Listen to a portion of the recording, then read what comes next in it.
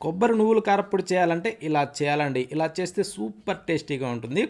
పచ్చి కొబ్బరిని సన్నగా తురిమి మిక్సీ జార్‌లో వేసి ఇలా పొడిగొట్టి పక్కన పెట్టి, స్టవ్ మీద ప్యాన్ పెట్టి ఆ ప్యాన్‌లో కొబ్బరి తురిమిన దాన్ని వేసి ఇలా వేగనిచ్చి దాన్ని కూడా తీసి పక్కన పెట్టుకోవాలి. ఇప్పుడు మరొక ప్యాన్ పెట్టి దాంట్లో కొద్దిగా నూనె వేసి ఎండుమిరపకాయలు వేసుకొని, ఆ తర్వాత నువ్వులు కూడా వేసేసుకొని, ధనియాలు కూడా వేసి కరివేపాకు వేసుకోవాలి. ఇలా బాగా వేగనిచ్చి తినే శనగపప్పు, జీలకర్ర వేసి ఇలా బాగా వేగాక చింతపండు వేసుకునేసి ఇలా కొంచెం మగ్గనిచ్చి స్టవ్ ఆఫ్ చేసి చల్లారనిచ్చి మిక్సీ జార్‌లో వేసేసుకునేసి దాంట్లో కొంచెం సాల్ట్ వేసుకోవాలి. వేసాక ఇలా మెత్తగా పొడిగొట్టి పక్కన పెట్టుకొని ఇప్పుడు మనం ఇందాక ఫ్రై చేసిన ఈ కొబ్బరి పొడిని దాంట్లో బాగా కలిపి వెల్లుల్లి కూడా వేసుకోవాలి. వేసిన తర్వాత మరొక్కసారి గ్రైండ్ చేసి ఇప్పుడు ఈ విధంగా అయ్యాక పక్కన పెట్టి స్టవ్ మీద ప్యాన్ పెట్టి కొద్దిగా నూనె వేసి తాలింపు గింజలు, వెల్లుల్లిపాయలు, ఎండుమిరపకాయలు, పసుపు, కరివేపాకు గ్రైండ్ చేసిన ఆ పొడిని అందులో వేసుకొని చిటికెడు సాల్ట్ వేసుకోవాలి. వేసాక బాగా కలుపుకొని తింటే